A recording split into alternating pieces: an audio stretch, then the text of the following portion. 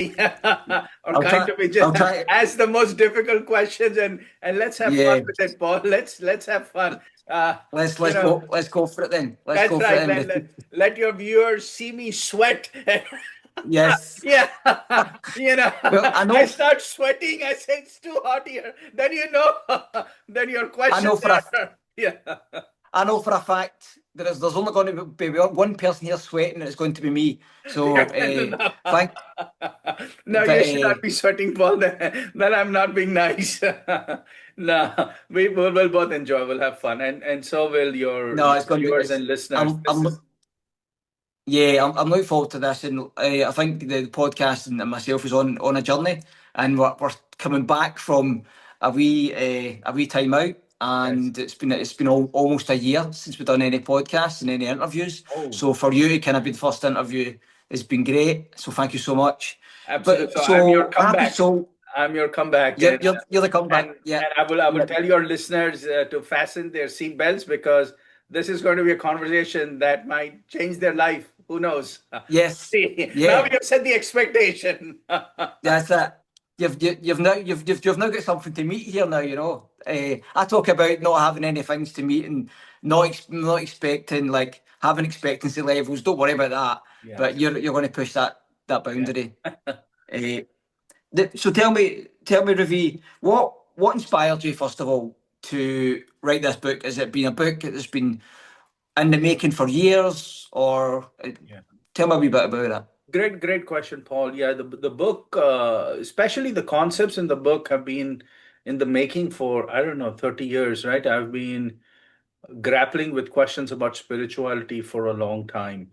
But what really inspired, I have when I wrote the book, I thought it was a great book, so I showed it to a friend of mine, and to impress him. I Yeah, was proud of the work, and he asked me. He said, "Ravi, what inspired you to write the book?" And he's expecting a big answer, some historical figure, some religious figure, some big event in my life. And I looked at him and I said, nothing inspired me to write the book. And I could see the utter disappointment on his face. I think he was thinking not much of the book at that point. I think he was not thinking much of me. He was probably yeah. wondering why he was my friend. And so I told him, I It's said, look, nothing inspired me. I was not inspired to write the book. I was compelled to write the book, compelled. Yeah. right? I didn't have a choice. It's like I've never given birth to a baby, but it's like a woman who's pregnant, and once you're pregnant, you have to deliver the baby, right? It's not a Yeah. choice. And so once Wow. the book comes into you, it doesn't leave you choice. You go, I mean, this is not a convenient time in my life. I have other issues or problems going on. The book doesn't care. It has to manifest, and and then it shows up. It doesn't care how hard you have to work on it, and um, yeah, I mean, for me at least, writing a book is a lot of hard work. It took me a lot of hard Yeah. work. Yeah. Both my books took close to 3 years, and that's excruciating because you're working on it, and it's not as if, especially Happy Soul, Hungry Mind. At one point, I was really scared Yeah. because even though I'd been thinking about concepts of spirituality all my life, I realized while writing the book is that my own brain wasn't able to put its hands around all of these things. And I said, if I cannot comprehend all of this and fit it together, how am I going to put it down in paper? I mean, and I said, I'm 2 years into this book, and I'm drowning in it. How do I make sense? And so I was scared. I said, oh my God, I've started on this venture, and I don't see how. And I had to let it sit. Yeah. I think for a month or month and a half, and then one morning I woke up, and it seemed like all the pieces had moved and the puzzle had come together. And so Wow. it was just, and I don't know how it has happened. I mean, this, my second book, Happy Soul, Hungry Mind, really is a special book because I have written things in this book that I did not know existed in my mind. I had never thought about them. I never heard anybody talk about it. So till this day, I wonder where they came from, right? If I was starting a religion, which I am not, then I would say I went to a mountaintop and I meditated there and God spoke to me and here it is, right? But I'm not starting a religion. I'm not trying to make myself important. Just an ordinary human being. But it is fascinating to me how all of this, some of the concepts in the book are so mind-boggling. They're mind-blowing. You Yeah. look at that and you go, "Wow, I mean, this is just." And so I'm just grateful. I am thankful to the universe. If it is universal Yeah. wisdom that comes through, that manifests through us, then I'm thankful for it. So spirit. So the book is all about spirituality. But what really got me excited about it was the fact that you don't need to be religious. You Yeah. don't need to be in any kind of religious mindset to even explore this book, and that's what excites me about it. Because when I've been reading the book, it talks a wee bit about like how you can get energy and how you can like really get excited about the future. Yeah. What one thing I was going to ask you though, you wrote it as a parable. Yes.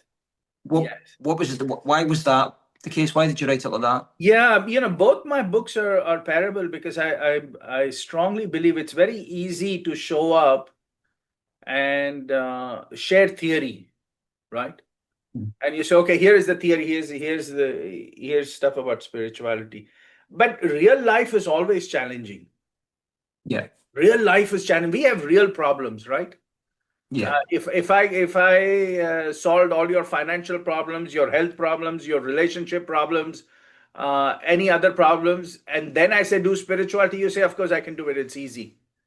But that's not reality, right? yeah, That is not reality. We cannot just take off and move to wherever, the Swiss Alps or the Himalayas, and just be by ourselves and enjoy life, and then yeah, say, okay, I'm going to focus on spirituality. That's not real life. Real yeah, life is I have to wake up in the morning and worry about what I need to get done. How do I earn a living so I can pay my bills? You got to do the same thing. We all have to yeah, do it, and we run into people who are challenging people, and we run into situations that are challenging, and we have stress and anxiety. I have stress and anxiety, right? Every day. hmm, So we have to live in the real world. So how do I present the concepts of spirituality? I can only present them in the backdrop of a real world story. And so this story of Travis, this entrepreneur, who's a young entrepreneur, is 20 29 years, trying to build his life and build his family, faces this family tragedy, and now it seems like his world is falling apart, right? And he says, and I love this when he says, I want to be able to sleep one freaking night. He wants to say, I want to sleep one freaking night in peace. I'm not able to do that, right? Now that's the that backdrop. And then spirituality, can it help you in that situation or not? that's just at the start of the book. That's what that I kind of, because looking at my own life and friends' lives, and it's all relatable.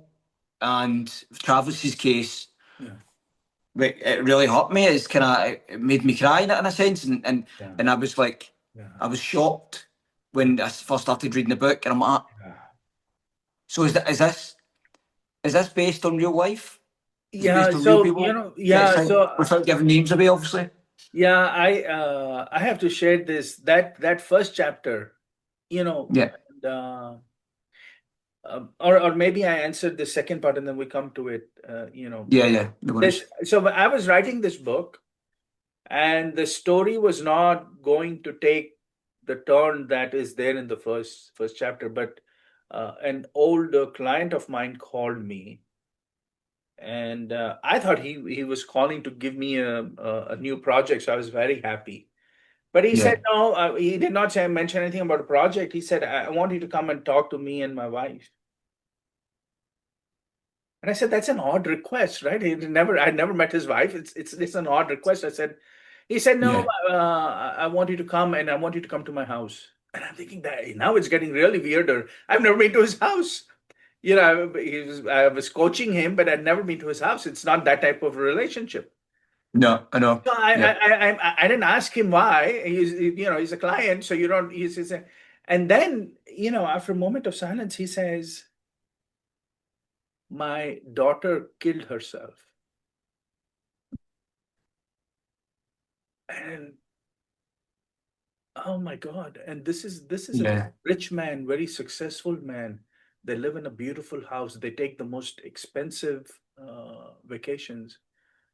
And I went to their house, and I'm not a grief counselor, but he said, "Look, we Yeah. go to grief counselors, and they ask us to just repeat, uh, and we don't enjoy that, so we want to talk to somebody else." So I went and talked to them. I don't think I must have been good because they didn't call me back, but or maybe I was good and they did not need to call me Yeah. back. I didn't have, I never Sure. called to ask for feedback. Yeah. But what struck me driving back, because it is in the other side of I live in Houston, Texas, a really large city.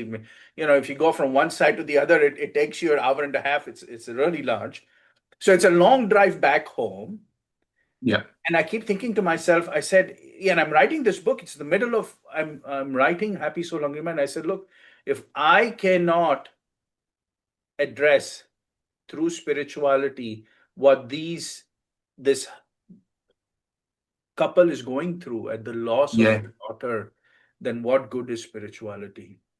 Yeah. And so I came back, and then the book, the specific incident we did have, when my son was young, he used to play soccer, and one of his friends, the 7 or 8 year old, and he was really good at soccer. And overnight, soccer practice would happen every week. Last week he was playing just wonderful, and next week we Yeah. met, and they said he's no more. Oh, Oh my God. And so that chapter is a horrific chapter, and I promise you, it's a character that I made up. But yeah. every time I would read But the chapter, I would start crying. yeah. It is just oh my God, it is, did I say it's a horrific, it is a horrible chapter. It Yeah. really is. But like, but like the when I'm speaking to people, especially on the podcast, it's real stories. It's real things that are happening. But Yes. the fact that you were able to use that and obviously get it into a way where it was easy to follow, but it was at the same time it was so powerful to Yeah. make you realise in your own life Yes. Yeah. what can happen so quick. Yeah. Yeah. I You know mean, what I mean? yeah. Life is, oh my God, we go through life, but life can sometimes be just excruciatingly difficult. Yeah. Yeah. I mean, No. Yeah. yeah, it is merciless. And you go, I need a way to deal with life. Yeah. I need something that I need to, because life can crush me otherwise. And Yeah. life is unforgiving. It does not give you an Yeah. explanation. It offers you no explanation. It has no, it just happens, and you go, wow, right? And so Yeah. we as human beings, we get crushed by life, and we need something Yeah. to get the upper hand on life. Yeah. And this is why I'm glad that when when this came about to do an interview, I didn't know much about it, but when I started reading into it and obviously reading your book, it kind of it blew my mind. So the fact that spirituality, people say it about just being spiritual and stuff like that, or using the word spirituality, not really understanding the meaning of it. And I'm one of those people that don't really understand the meaning of it. So Yes, that would lead me to my next question: Is it practical in our daily lives? yes. It is absolutely Yeah, practical. And you asked me an earlier question about religion versus spirituality also. So yeah, we need to answer that question as well. But spirituality is really practical. In fact, it is as practical as you sleeping It's as practical as you digesting food. Yeah. Is digestion practical? You say absolutely. Yeah. If I don't digest, I'm not going to be around. If I don't sleep, I'll go crazy, right? Yeah. Spirituality is as natural aspect of you as sleeping and digestion is. Okay. Because Yeah. spirituality is in your DNA. Yeah. Religion is a choice. Yeah. You can say I am religious or I'm not religious. You can say I follow this religion or I follow that religion. Spirituality is not a choice because it's in your DNA. Okay. That capability to experience your spirituality is inbuilt. It's like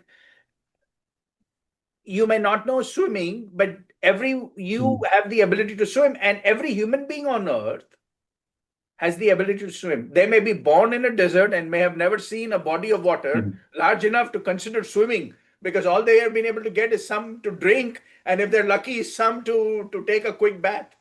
They Yeah. can never contemplate swimming in a body of water. They're born and they've lived in the whole desert, right? But even they have the ability to swim. Every one Yeah. of us has spiritual ability, and we can talk about. You asked the question. What a beautiful question. What is spirituality? We should talk about that. We should talk about Yeah. that. So I'm going to share. Your listeners. I promised you this could change your life. I wasn't kidding. Here. I want you to think about this definition. It is the simplest definition of spirituality on earth. Okay. Because if you listen to other people talk spirituality, if you listen to religious leaders, they complicate it. They make spirituality mystical and full of mysticism. And you listen to even spiritual authors right now, leaders, you think, oh my God, that what he just said is going to give me a headache, right? Or I need to find a dictionary. What words is he using? I say, if it's that Yeah. complicated, it's not for me. Please, I got enough. I got real problems in my life. I don't want to go through and I don't have the time, right? What are you talking about? Why is it so complex? And so, friends, spirituality is not complex. All these people make it complex. Spirituality is the simplest. And I'm going to give you the simplest definition on earth. There cannot be a simpler definition. All right, we'll not build it up any further. Spirituality is the experience of your own life energy. All right. And what is this Mhm. life energy? You are alive. You may call it soul, you may call it spirit, you may call it atma in Sanskrit, whatever you decide to call it. But as you are living because of this life energy, as soon as it leaves, your loved ones are going to do something with you. They might bury you, burn you, feed you Yeah. to vultures. And there is a religion in which you will be fed to vultures. Whatever, your Yeah. body will not be of use to them. As soon as your life energy leaves, they will say you're passed on. All right. So experiencing your own soul is spirituality. That is it. Spirituality is not about religion. Spirituality is not about God. Spirituality is not about anything else. It's just the experience of your own soul. There is a life energy in you. When you experience it, you are awakening to spirituality. And every one of us on earth has this ability. You could be rich, you could be poor, you could live in Asia, you could live in Europe, you could live in America, or you could be living in the Amazon rainforest and not know the modern world. Okay? Yeah. It doesn't matter who you are, where you are. You have the ability to experience your own soul. You could be a woman, man, transgender, doesn't matter. You could be gay, straight, bisexual, asexual, hypersexual, does not matter. You could be a clergy in a church, or you could be, dare I say it, a sex worker. It does not Yeah. matter. Doesn't matter. You could be a saint, or you could be a hardened criminal. It doesn't matter. Your ability to experience your soul is embedded in your body. Nobody can take that away from you. Nobody can give it to you. You don't have to go to a pilgrimage. You don't have to go to a religious place to be blessed and say, "Oh, I give you the ability to experience your own soul." No, no. You say, "Excuse me, please. Don't try to sell me something that I already have." It's Yeah. like somebody trying to sell you your own hand. You go, Yeah. "That's very nice of you, but it's already mine." Don't sell me my own hand, right? Yeah. Nobody can sell you spirituality. I can sell you religion, okay? And I can say my religion is the only way you pay me money and I will show you the path to God. But I Yeah. cannot sell you spirituality. It is yours. It is yours since the day you were born. This Yeah. ability to experience your own soul. And the beauty is when you begin to experience your own soul, the quality of your life just moves higher. You Yeah. transform your life. Okay? You transform I your life. think I think you've answered my kind of next question. The difference between spirituality and religion. Yes. What would you say that is? Yes. So And religion. without, because you've kind of made Yeah, it really simple I'll there, give you right? an example. I'll give you an example. You're in the UK, right, Paul? Yeah. Yeah. Right? I've been to the UK once. Do you all eat cheesecake? In the US, we eat cheesecake all the time. Do you all Yeah. Yeah. you Yeah. eat Well, cheese? especially in Glasgow, we sometimes have a couple of cheesecakes, kind of. Okay. Or we can Yeah. we I. can we can I don't know, we can choose any example, but I love Yeah. cheesecake. So if you take a picture of a cheesecake, okay, that Yeah. picture is like religion. Okay. It can put you in the mood, it can remind you of the cheesecake, it can put you on the mood for cheesecake, but it's just a picture, it's not the real cheesecake. Spirituality is the eating of the cheesecake. Ah. So like you say, it's always there. Yeah. Now if you try to eat the paper on which the picture is painted, printed, that's not going to be a good experience. Don't try to eat the picture of the cheesecake, okay? And no matter how closely or how long you hold on to the picture, I promise you, you will never get to taste the cheesecake. You will never understand what its experience really is. Plus, you're going to be eternally hungry if you just hang on to the picture. You must find the real cheesecake and eat it. Spirituality is the real cheesecake, is the Oh, I eating like that. of the cheesecake. And we have religious leaders who will sit and argue about God and religion. It's like these people are arguing about the taste of cheesecake, never ever haven't eaten it. Yeah. They've never eaten cheesecake, but they're arguing with each other on Yeah. whose Yeah. Yeah. experience is better. They've never eaten it. They will Yeah. try, they will fight you, and they'll say, "No, no, let me tell you what cheesecake is like." And you go, "Yeah, well, it's really nice. I appreciate your passion and your devotion, but you've never eaten it." The ones who eat the cheesecake, and this is the problem. I usually say, once you eat say you have eaten cheesecake, Paul, and you want to tell your friends who has not eaten a cheesecake about the taste of cheesecake, and no Yeah. matter how you use language, in fact, you bring Shakespeare back, right? I guess where is he buried? Is he buried in Westminster? I forget where is he buried, right? You dig him up and you make him alive. He comes back and he says, "Shakespeare, please describe this cheesecake taste." And Shakespeare, in his, this is a very accomplished man, and he, in such beautiful language, describes the cheesecake. But your friend still will never get an idea of what a cheesecake truly tastes like, even based on Mhm. Shakespeare's description. He cannot. It Yep. is impossible. Only you know what Yep. the experience and taste of the cheesecake is. Your Yep. friend must eat it. Only then Yep. will he know. Until then, whatever he thinks about it is going to be off. There is no way that he's ever going to understand. They will. They will never get. They will They'll never never get get it. the same. Never Yeah, get the same cheesecake. they cannot get it. They cannot get it. Yeah. And spirituality is the same thing. Spirituality is not about discussion. Religion can be about discussion. Scholars can come, they can look at the scriptures, and they can discuss, and they can spend their life gaining knowledge about the scriptures and analyzing and intellectualizing, and God bless them for that. Mhm. But friends, if you are interested in spirituality, the only way you get spirituality is by experiencing your own soul. You have to eat your own cheesecake. There is no Yeah. other way. There is no other way.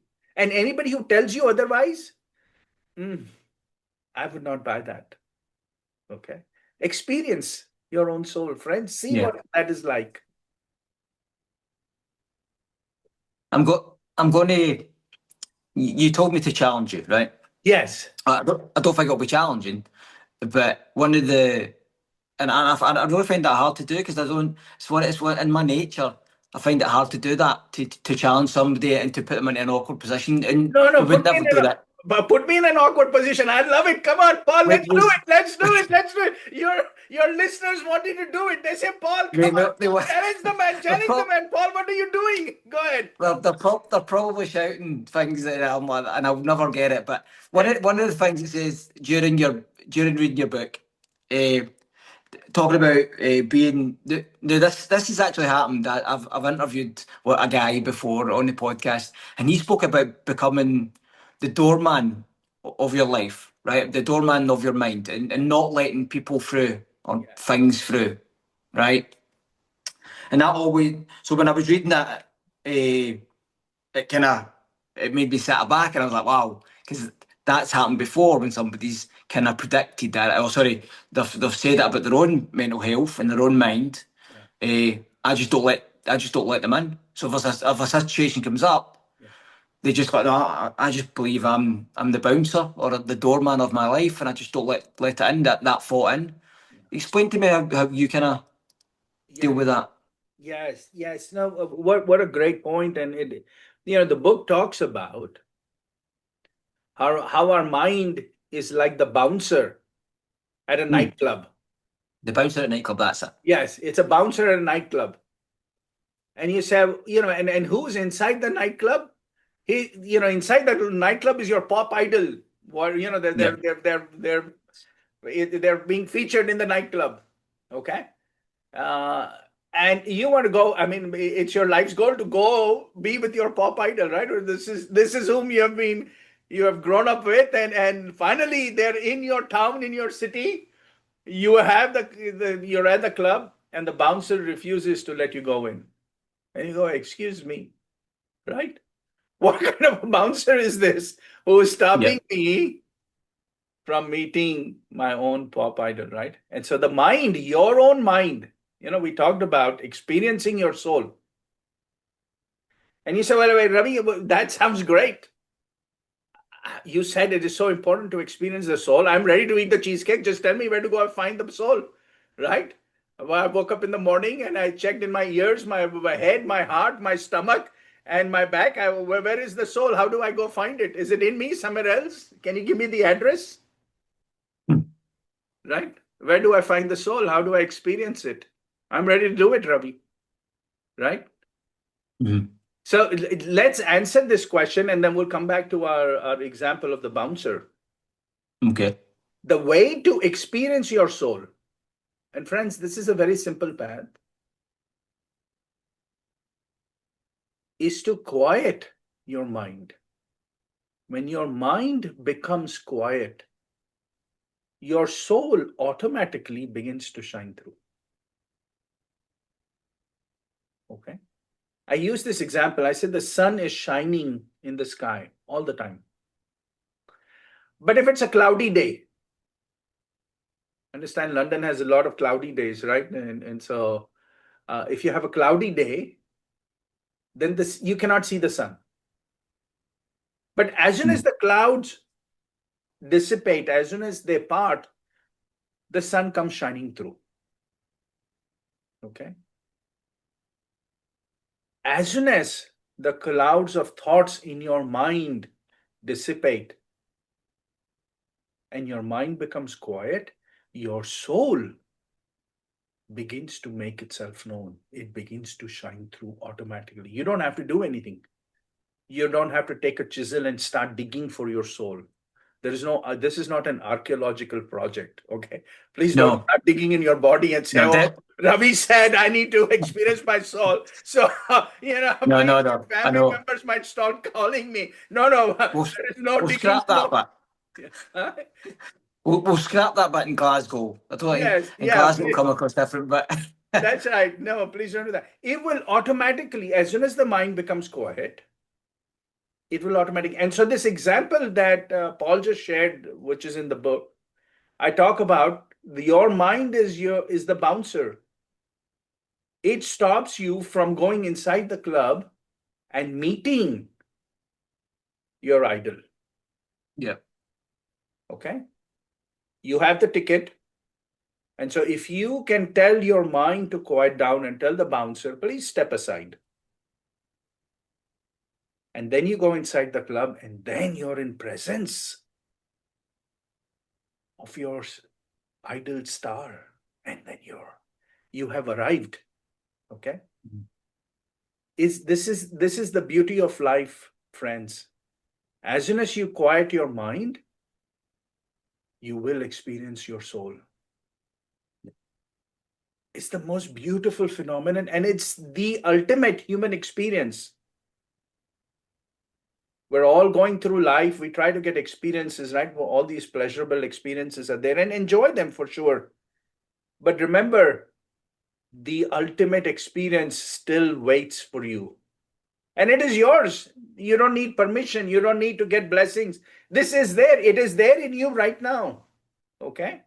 Is there in you right now. You don't have to, I mean, you quiet your mind and you will experience it. That's it. That is how simple it is. It's like you eat an apple and you're going to digest it. You eat a mango, you're yeah, going to digest it. It's as simple as that. You will experience spirituality is in your DNA. If you quiet the mind, if your mind becomes still, you will experience this wondrous phenomenon. Okay? And you yeah, don't have to take my word for it. I'm not trying to sell you something here or say, oh, this is great Ravi. We have to believe what he said. No, no, no. That is BS. You don't have to believe me. I'm not interested in your faith. I want you to go try it. yeah. I don't want you Well, to, take my word and say the cheesecake is really yeah, tasty. yeah, Who cares? I want you to go yeah, eat the cheesecake. Eat the cheesecake, my friends. yeah. Don't take my word for it. Don't have faith and believe in me. I don't care. I like that. Eat your I like cheesecake. that. Yeah, experience What your. What is the secret to success? And there's a few things like we talk about how do we find peace and happiness in life. So that kind of how do we find it? Yeah. The secret to happiness and success is a peaceful mind. Yeah, You can take billionaires. They have all the money in the world. But have mhm, you watched their interviews? So many of them are just miserable in yeah, their lives. You go, that's a billionaire. When they get up in the morning, they should swing up, jump up, tap their feet, and go, I'm a billionaire. yeah, I yeah, I have several $1 billion. I mean, oh my God, they should be running around. I don't know, naked in yeah, the streets or just dancing yeah. in the gardens. Whatever. They should just be swinging all the time. Do you see them do that? Show me No, you're one right. billionaire. Show me one billionaire who gets up and who dances like crazy. I mean, who do they care about? They can just do whatever they want. They should be dancing and smiling and beaming. Show me one billionaire who's beaming. Most of them are miserable. You know Yeah, why? Because they're thinking about, yeah, I got 10 billion, but who cares? How do I get the next 30 billion? They're caught up in all of that. They have all the money in the world, they have all the success in the world, but they don't have happiness. So, where does happiness come from? Can a school teacher who's working on a low pay be more happy than a billionaire? Ooh, can a school teacher who he or she can, doesn't have a lot of money, is growing a little family, just living paycheck to paycheck, can that school teacher be more happier than a billionaire? Yeah. If they find peace. If they find peace. If you find peace, it doesn't matter what you do in life. If you don't have peace, you're not going to be happy. If you have peace, it doesn't matter what you do. You could be a billionaire and you have peace, you're really happy. You could be a doctor and you have peace, you're really happy. You don't have a job and yet you have peace, you could be really happy. Now you go, whoa, excuse me, Ravi, you don't understand the concept. If I don't have a job, I am miserable.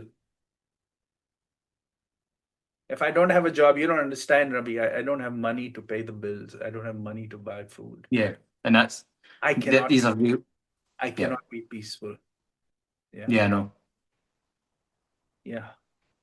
If I have lost That's, a loved one, yeah. I cannot be peaceful. Yeah.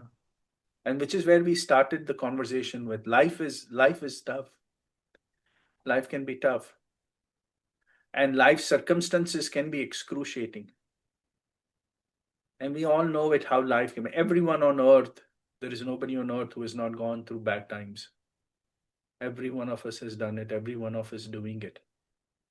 Right? Yeah. We all face challenges. But we have to figure out how to still be peaceful even in those circumstances. How do we do it? Very challenging. I'll give you that. It's not easy. It's really, really difficult.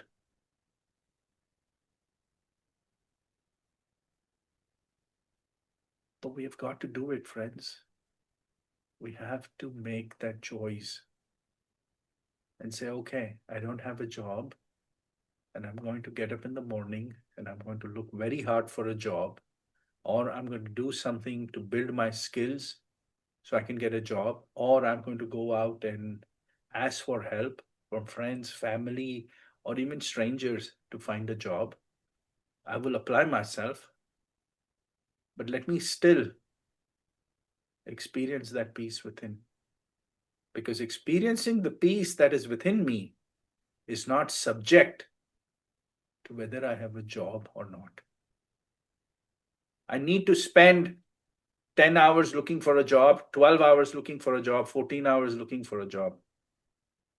But maybe I can take 15 minutes to come back and experience my peace within.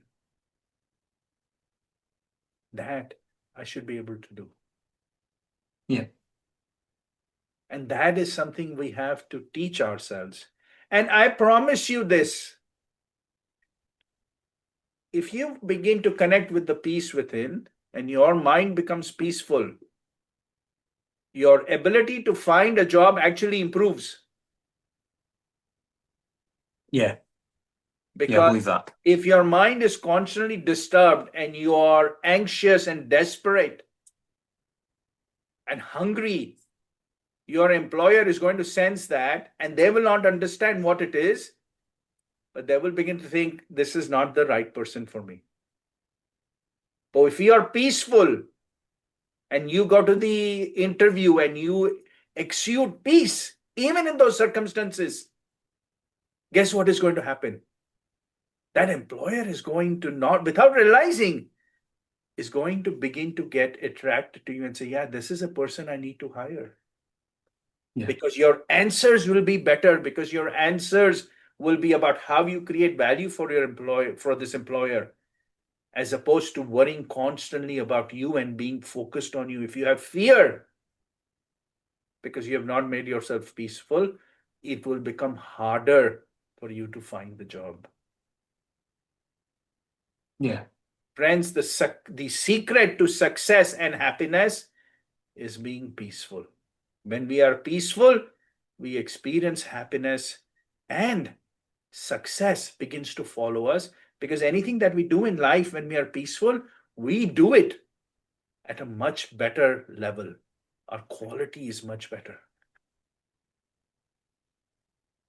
Be peaceful, my friends. Let us all learn to be peaceful. And I need that reminder every day. Today is a difficult day for me, and I need to remind myself to be peaceful. Just because I wrote the book, Happy Soul, Hungry Mind, it doesn't mean I Yeah. become peaceful just like that. No, I got to work on it. Every day I need to go to the gym. It doesn't look like I go to the gym, but I need to go to the gym every day, right? The body needs to be worked out. The mind needs to be peaceful. We've got to do it every day. Every day I need to shower and brush my teeth, Yeah. right? I cannot say, well, I showered yesterday and the day before, so maybe today I don't need. No, the body will start stinking. Yeah. Yeah. I have to Yeah. shower every day. I have to brush my teeth every day.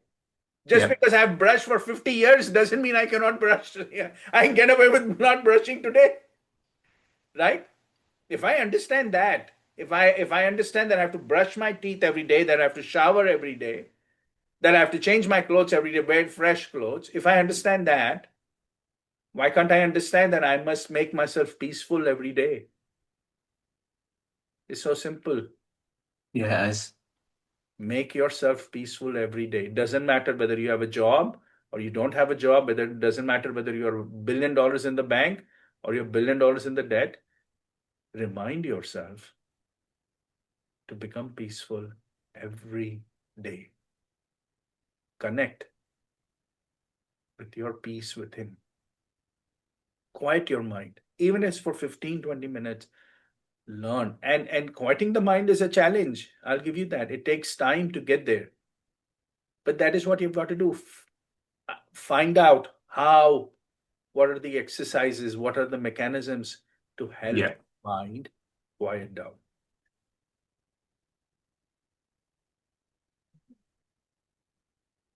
I'm going to finish this interview on two questions, and we'll put the two questions together because I think they can go together, and I think that's all right with that. But how do we find peace and happiness in life? Which, sorry, I've already asked you that, but what is the purpose of life? Ooh, Uh, and in fact, no, I'll ask the next question after asking that, and then we'll finish on that because today's interview's been it's been opening for me. I've really enjoyed that. no, But yeah, what is the purpose yeah. Thank you, of Paul. life? Yeah, thank you. Um, you know, there is there's a lady by the name Oprah Winfrey, and she's very famous, at least in the US. I suspect she's worldwide famous. Yeah, yeah, She has a show where all top celebrities, sports people, spiritual authors, religious leaders, everyone comes to her show. And she yeah, asks them, what is the purpose of life? And they answer in eloquent terms, right? Somebody wants to change the world, somebody wants to do community service, somebody wants to be the best actor, win the Oscar, Academy Awards, somebody wants to earn more billions, whatever. They give all kinds of answers, but all of those answers are not the purpose of life. It is the purpose of their mind's desires. The mind says, I want this. Mind says, I want billions. The mind says, I want an Oscar. The mind says, I want to go serve kids in a poor country. The mind says, I want to be a doctor. It is whatever the mind says. They're all honorable purposes, but they're just the purposes of the mind. yeah, They're not the purpose of life. The ultimate purpose of life is what we have already talked about, friends, is for you to experience your own life force. If you do not experience your life force, you're missing out on the ultimate purpose of your life. Experience that which is already yours.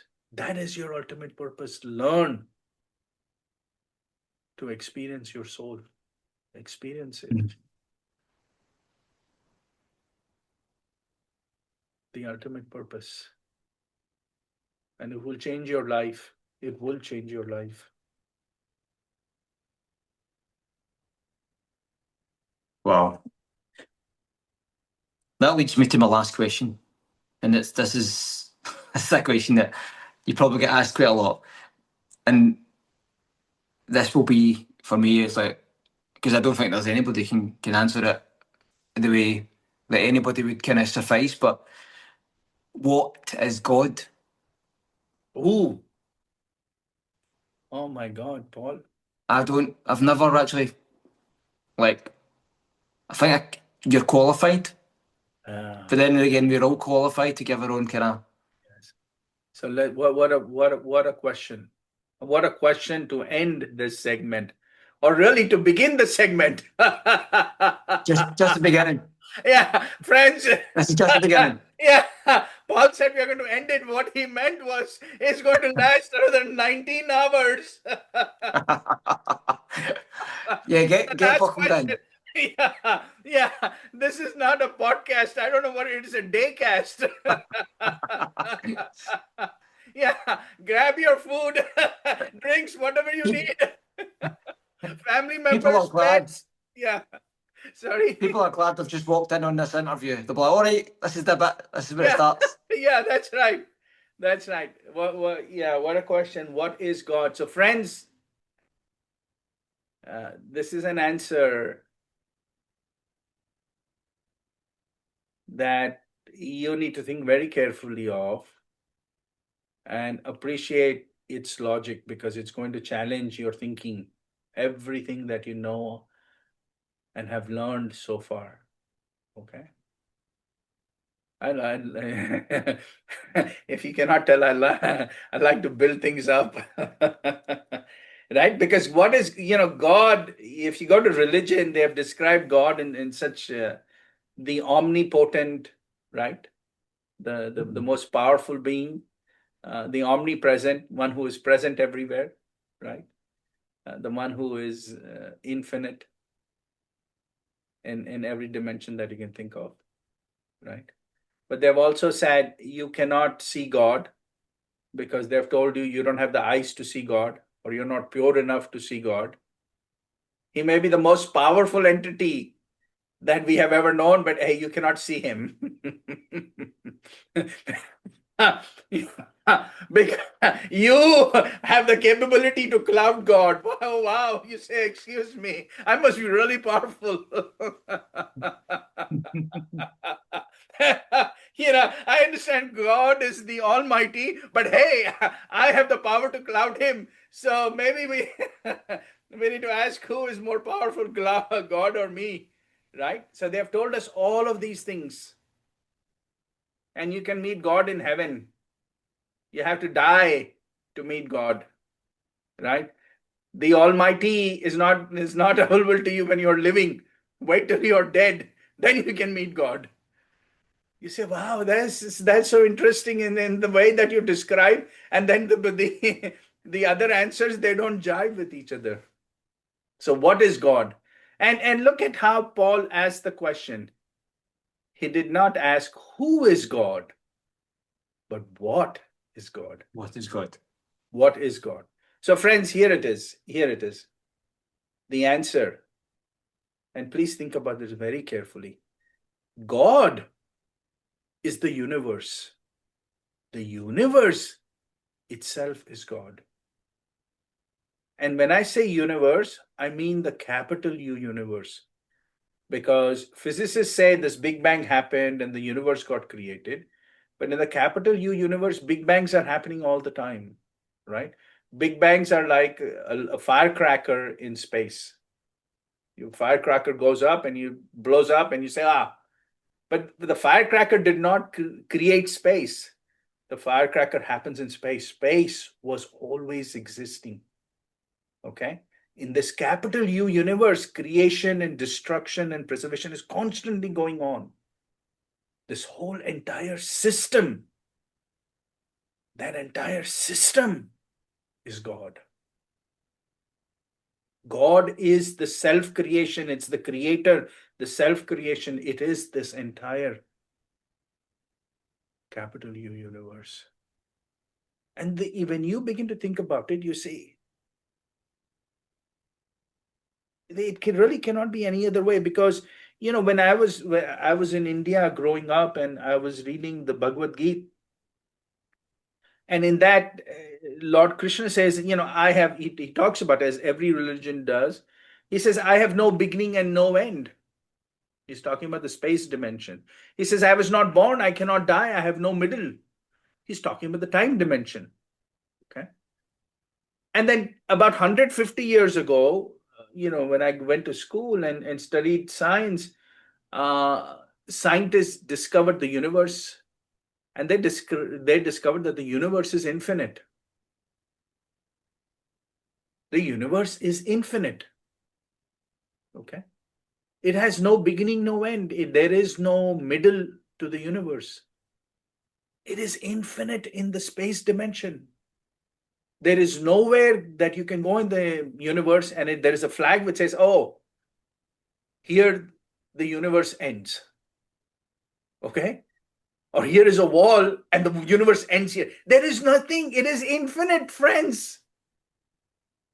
It is truly infinite. It's mind-boggling to think about that. The universe is truly infinite.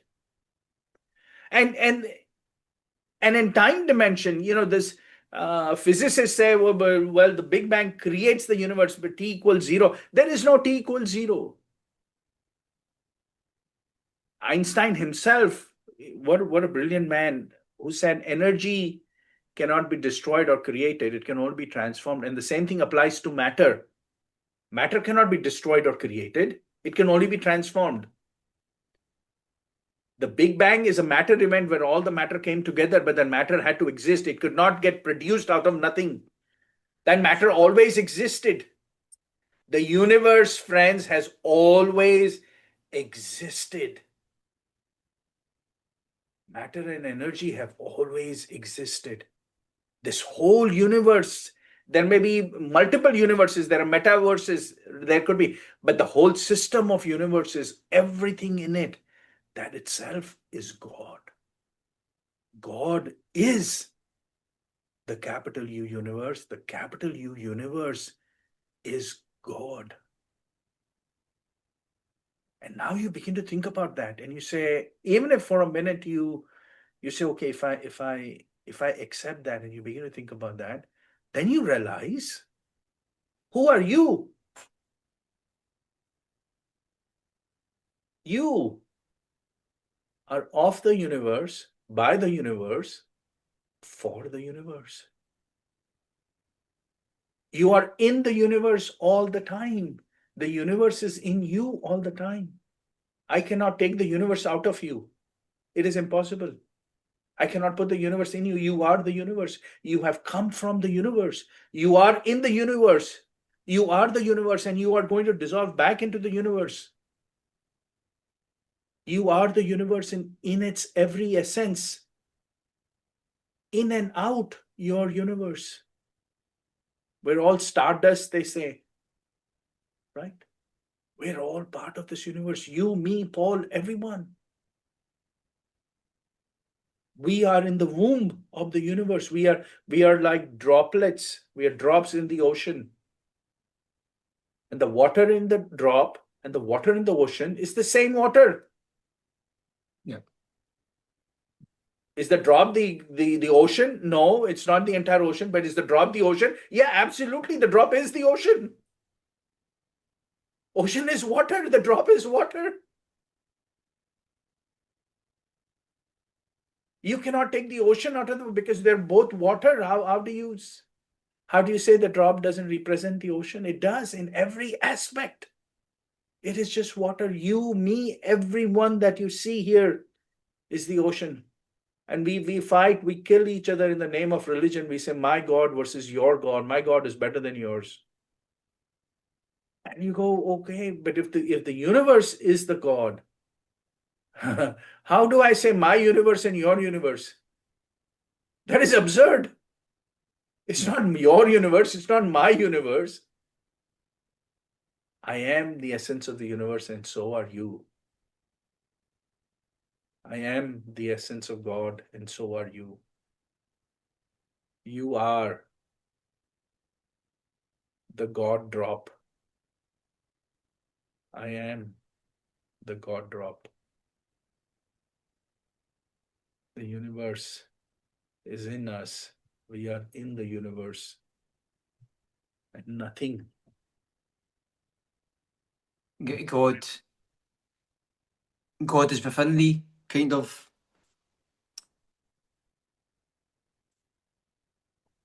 reaction. Say that again. God is. Sometimes I hear people saying God is within thee. God. That, God is. but I Yeah. think that might be just God is within thee, which is I've heard people saying that before when you're describing it there. It's like God is everywhere. Yeah. God is everywhere. The universe. Yes. Right. The universe is. Thank you. The universe is everywhere. You cannot go Yeah. anywhere where the universe is not there. It is impossible. You cannot leave the universe. No. Okay. Because the universe is not just outside. The universe, you are the universe itself. Yeah.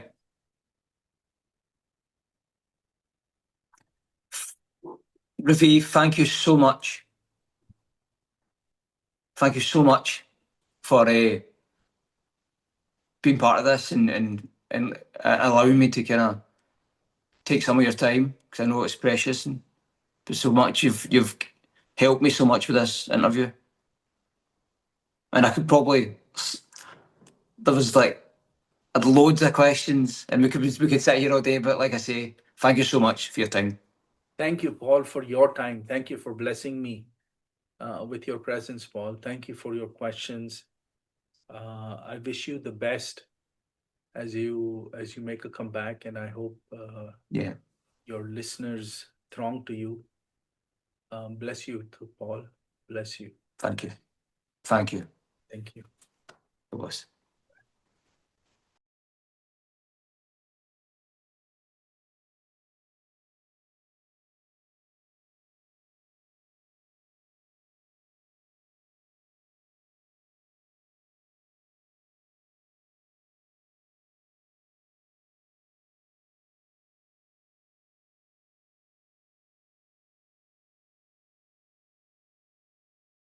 Join us next week, where we finally get the chance to interview our host Brian Mitchell.